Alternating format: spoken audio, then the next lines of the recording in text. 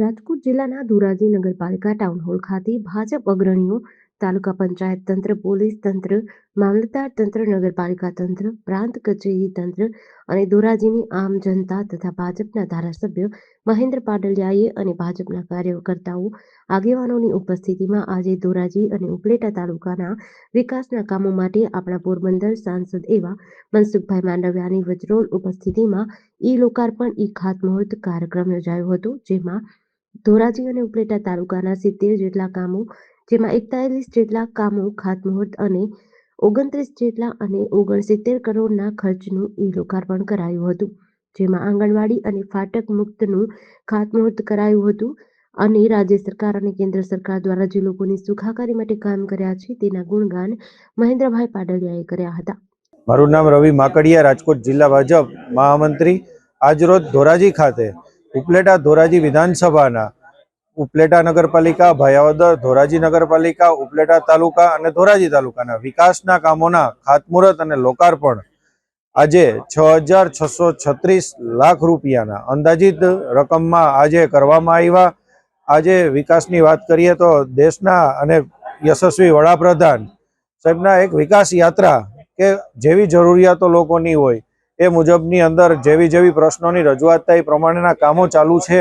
અને આપણા ગુજરાતની અંદર આપણા વડાપ્રધાન સીએમ સાહેબ ભૂપેન્દ્રભાઈના જે ફાટક મુક્ત ગુજરાત,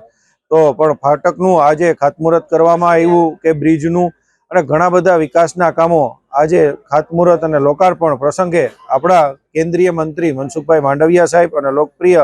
ધારાસભ્ય મહેન્દ્રભાઈ પાડલિયા સાહેબના વરદ હસ્તે કરવામાં આવ્યું। આ તકે ખૂબ લાગણી અને ગૌરવની વાત અનુભવું છું। આજરોજ આપણા વિસ્તારના માનનીય કેન્દ્રીય મંત્રીશ્રી અને આપણા વિસ્તારના લોકપ્રિય સાંસદ શ્રી મનસુખભાઈ માંડવિયા સાહેબ દ્વારા લગભગ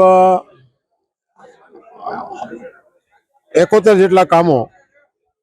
જેટલા કામોના ખાતમુહૂર્ત અને લોકાર્પણ થયા। આ કામો ધોરાજી ઉપલેટા વિધાનસભાના ધોરાજી નગરપાલિકા, ઉપલેટા નગરપાલિકા, ભાયાવદર નગરપાલિકા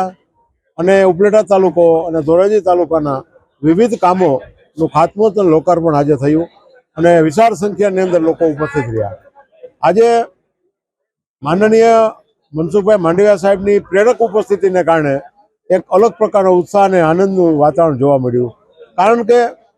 સરકાર ત્યારે ભારતીય જનતા પાર્ટીની સરકાર ગુજરાતની અંદર આપણે જાણીએ છીએ કે ભૂપેન્દ્રભાઈ પટેલ સાહેબની સરકાર સતત આ વિસ્તારની અંદર જે કાંઈ દરખાસ્તો આવે છે એ દરખાસ્તો બધી મંજૂર થાય છે અને તાત્કાલિક કામ શરૂ થાય છે અને આ દિશામાં આપણે બધા જાણીએ છીએ કે રોડ રસ્તાના કામો પણ ખૂબ મંજૂર થયા છે, પણ ટેન્ડરની મુશ્કેલીને કારણે ક્યારેક મોડું થતું હોય છે, પણ અત્યાર સુધીમાં 257 કરોડના રોડ રસ્તાના કામ ગુજરાત સરકારે મંજૂર કરી આપ્યા છે અને આજે મનસુખભાઈ માંડવિયાના દ્વારા આ ખાતમુહૂર્તે લોકોને એક સાથે કરવાનું એક આયોજન મેં બધાએ વિચાર્યું હતું અને એ બાબતે મનસુખભાઈ પણ ટાઈમ આપ્યો અને એક અલગ ઉત્સાહથી આજે ખાતમુહૂર્તે લોકાર્પણ થયા છે અને આજે ઉપલેટા કોટેજ હોસ્પિટલને આજે એમ્બ્યુલન્સ પણ આજે જ મળી ગઈ છે અને માનનીય સાંસદ શ્રી રામભાઈ મોકરિયાની ગ્રાન્ટ દ્વારા જે એમ્બ્યુલન્સ આવવાની હતી એ પણ આજે એમ્બ્યુલન્સનું લોકાર્પણ થયું। ધોરાજીની એમ્બ્યુલન્સ પણ ટૂંક સમયમાં અઠવાડિયા 10 દિવસમાં આવી જવાની છે। કેટલા લોકોમાં છે, કેટલા બાકી છે? અત્યારે જે કામોના ખાતમુહૂર્ત થયા છે એ તો ખાતમુહૂર્ત થયા છે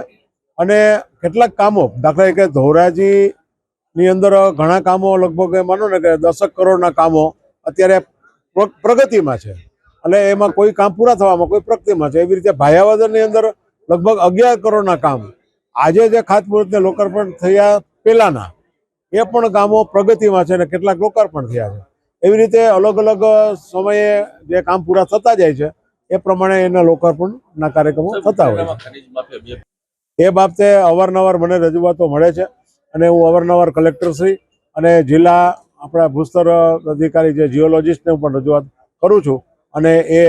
તાત્કાલિક પગલાં લે છે। આપણે ખબર છે કે એના પરિણામો આવે જ છે।